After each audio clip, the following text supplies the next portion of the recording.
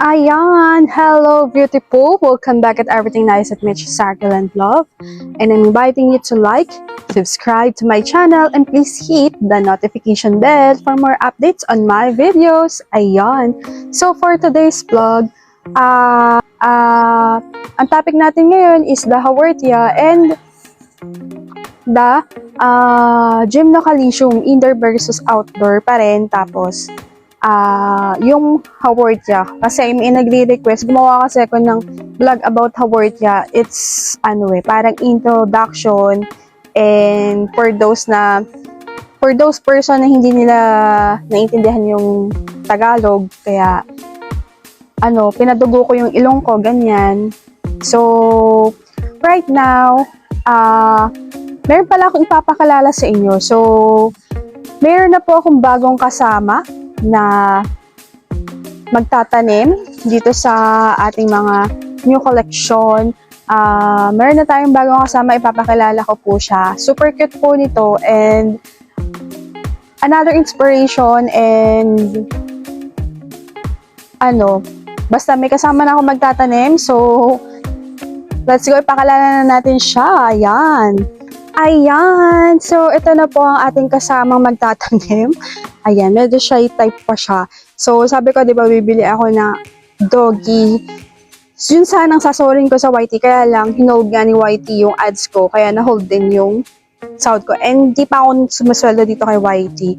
So, ayun, medyo nagtipid ako sa pagbili ng halaman. At yun nga, binili na lang namin ng doggy. So, this is Pomeranian. Napaka-clingy po ng Pomeranian. Yan. Ayan. Pomeranian po ito. Ayan. So, super clingy niya. Tapos, sabi nung binilan namin, dito lang din po sa Kabanatuan na clingy nga ang mga Pomeranian. And, yun nga, naiiyak nga din yung mother, hindi yung aso, yung may-ari sa kanya. So, ayun, ganun talaga din kasi pag nag-aalaga ng aso at ikaw ang nag-alaga, tapos, ayun, magbebenta, syempre, parang anak na din kasi itong ituturing, di ba? So, ayun, siya na po yung lagi natin kasama sa ating mga vlog. And also, gumawa din po ako ng channel. Ayan, so, ipapost ko dyan yung channel. Sa ngayon, wala pa kami maisip na name sa kanya. But, ayun, Happy the Poem yung nilagay ko pong channel niya. Ayan. So, napaka-clingy nito. As in, nasa car kami, nakaakap lang siya sa akin. Tapos, naglalaway. Ayan. So, sabi, ganun daw sila pag bumabiyahe, naglalaway. So, ayun. Ayan, nakalala ko lang po siya sa inyo. Ayan. So, Haworthia versus Haworthia. Gymnocalcium, indoor versus outdoor. So, nasabi ko na to dati. So, ang mga Gymnocalcium kapag naka-indoor, matagal paugatin. Tapos, hindi, yung kulay niya is magpe-pale kasi kailangan may sunlight. And then,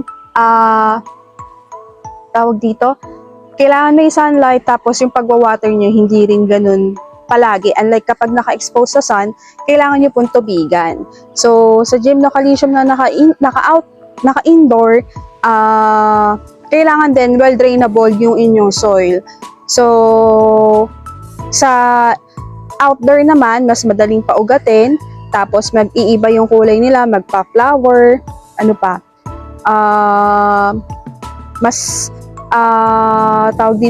mas madali silang madi-dehydrate. Yun nga lang yung disadvantage ng Gymnocalcium sa outdoor. So, kapag indoor naman, hindi naman sila dehydrated. So, minsan, kapag po, katatanim pa lang ng gymno nyo, tapos, hindi pa siya well-rooted at diniligan nyo sa top, may lalambot po iyang gymno nyo. Mapapansin nyo po yan. Hawakan nyo muna bago kayo magdilig. Kapag firm, very good yan. Pero kapag malambot po yung top, yun lang. Medyo tayo dyan. Medyo mapapaisip tayo. Medyo magmamonitor tayo ng pagdidilig natin. So, sa Gymnocalcium? Yung mga gymno ko na nasa indoor is inilabas ko muna, pinaaraw ko muna. Kaya yung iba, ayoko man magbago yung kulay, is nagbabago na yung kulay. So mamaya i-show ko sa inyo. And yung iba, nag-ugat na upon exposing to sun, so mahangin din. At yung sunlight nila is from, ano oras ba ang tama? Parang 7 a.m. to 11 a.m. or 10, parang gano'n. So again, sa gymnocalcium, kailangan yung sanayin ang inyong gymno upon exposing to sun. So every 2 hours, 2 hours, 2 hours hanggang sa masanay, hanggang kaya na niya ng 3 hours, 4 hours, 5 hours, 6 hours, and so on. Hanggang ilang oras po ba talaga pinapaarawan ng gymnocalcium? Kapag bago, hanggang 2 hours lang. Pag tumagal na, 4 to 6 hours para mag-flower, and kailangan mong diligan palagi. Kung kaya maghapon, mas maganda. Yun nga lang, kung hindi kaya, wag mong pilitin, Bessie. Ayan. So, ano pa? Ano bang idadagdag ko sa mga gymnocalcium natin? So, isashow ko sa inyo yung gymnocalcium, tapos yung ating mga haworthia. Ayan. So, again, taking care of gymnocalcium, exposing to sun, kailangan nyo po muna ipa-well-rooted. Kung hindi, madi-dehydrate ang inyong gymnocalcium. Ayan. Tingnan mo to, oh.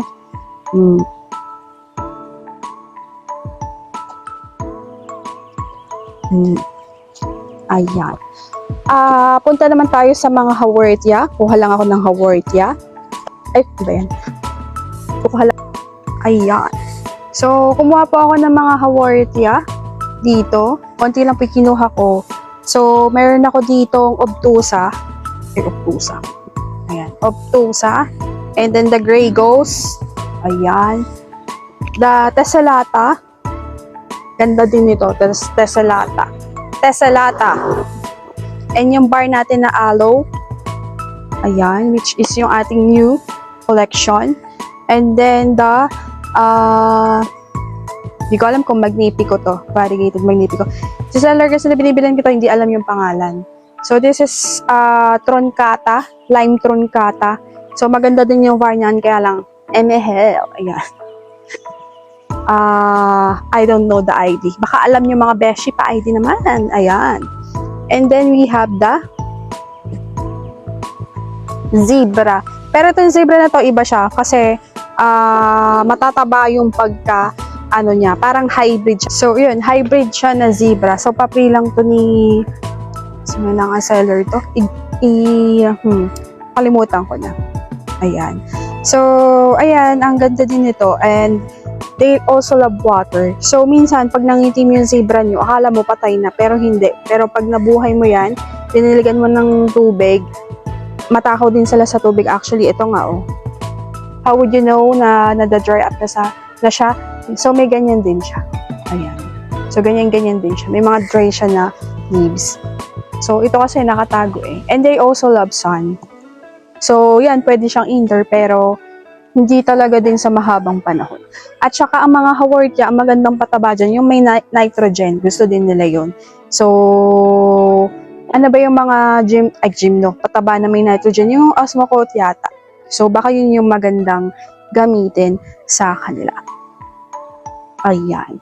So, obtusa. Ayan. So, care tips sa ating haworthia. So, una, kailangan well-rooted. Bakit? Gasan mo na. Kailangan well-rooted. Teka nga, ginugulo mo yung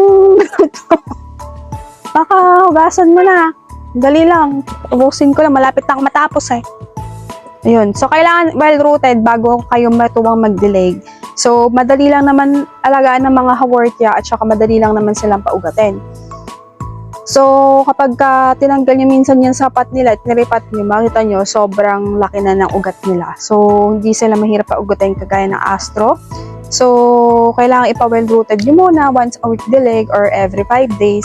And then, sa soil, ganun din, well-drained or even kahit 60 to 40 or 60 to 70 to 30. Ayun. So, ganun lang.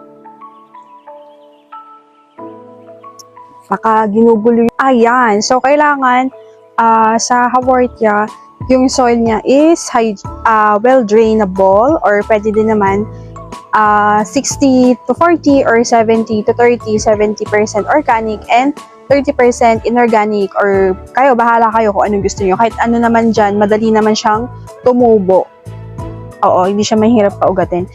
So, yun nga, sa fertilizer, so it would be yung Osmocote or even Vermicast, yun nga lang, mas rich sa nitrogen, si Osmocote and the Carabao's manure. So, ayun, pagdating naman sa sun exposure, ganun din, parang sa mga saxis, morning sunlight, kailangan nyo din silang i-train upon exposing sa sun. So, ganun yung mga saxis. Gymno, Astro, succulent, mga Echeveria, mga types of Echeveria, Graptopetalo, mga ganyan-ganyan, basta succulent, ay kailangan nyo i-train sa araw.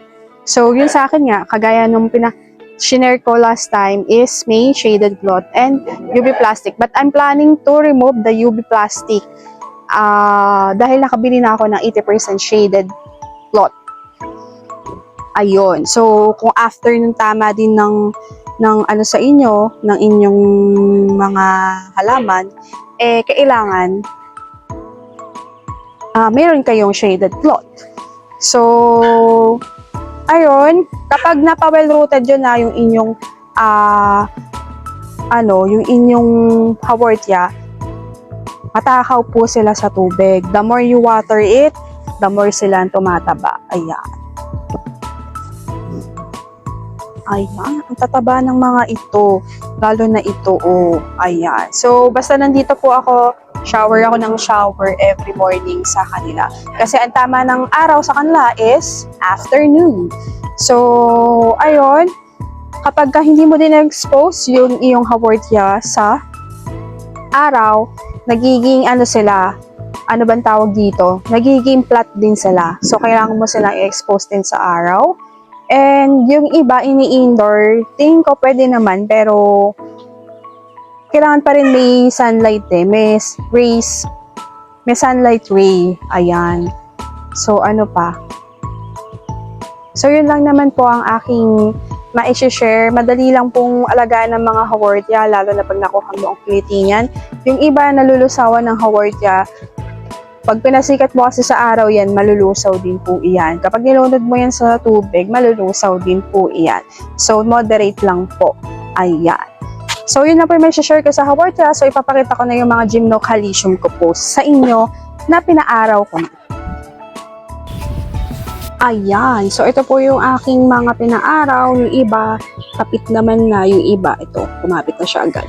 Ito, tingnan nyo, dehydrated match. Ayan. Tapos, ayan yung iba. Ito, magpa-flower.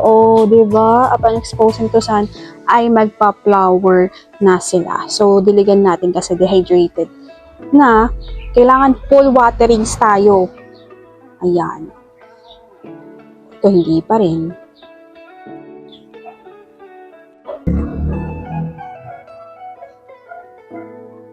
Ayan, diligan na natin. Kailangan full watering tayo.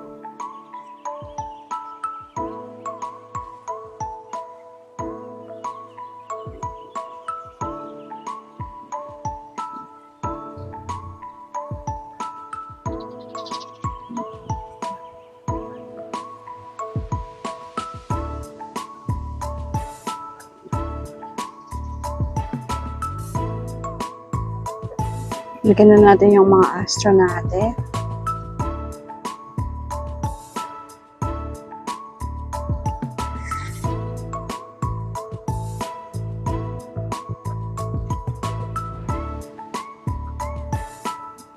So, that's all for today. Ayan, ganda ng mga kulay, no? So, ayun po, that's all for today. I hope nag-enjoy kayo sa ating vlog. And if you do, grabe ang init. And if you do like our vlog today, please don't forget to hit the like and subscribe button and pa-share na din sa inyong mga family na mahilig din sa mga cactus, succulent, haworthias, Gymno, Astro. Ayan. So, more of the care tips here in the succulent lowland. So, yung mga care tips ko po ay in my own experience. Hindi ko po yan kinokopya sa ibang vlogger. Own experience ko po yung aking sinishare.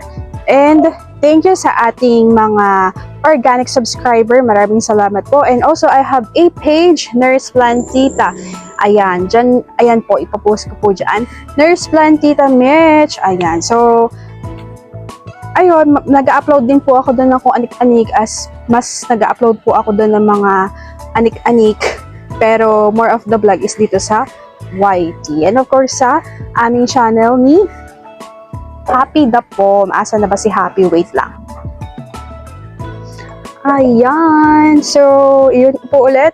Happy the Pom. Wala pa kami masyadong upload kasi kakagawa ko lang po ng aming channel. So, ayun. Hawortia and Gymno Indoor versus Outdoor. Yun po yung update ko din sa mga Gymno Calcium na pina-araw ko na. Ayan. So, thank you for watching. This is your Nurse Plantita saying, God bless po at lagi mag-ingat.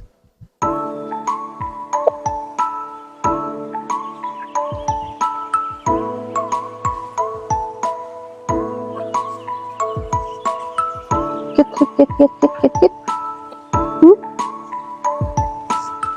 Nakakagigil. Ayun. Bye! Thank you for watching!